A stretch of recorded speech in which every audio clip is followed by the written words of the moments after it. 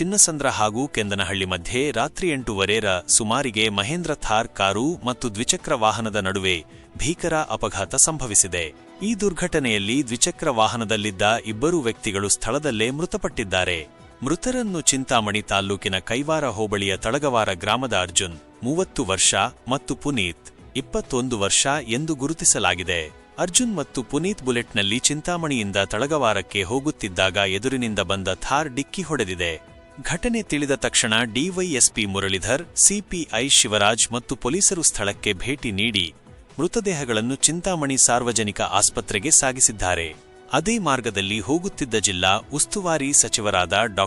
MC Sudhakar ಅವರು ಸ್ಥಳಕ್ಕೆ ಭೇಟಿ ನೀಡಿ ಪರಿಶೀಲನೆ ನಡೆಸಿದ್ದಾರೆ ಮತ್ತು ಪೊಲೀಸರಿಂದ ಮಾಹಿತಿ ಪಡೆದಿದ್ದಾರೆ.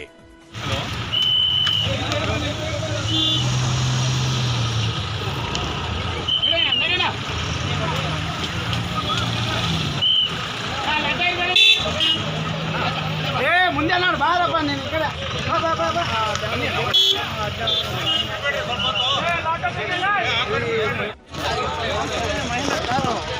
Simple touch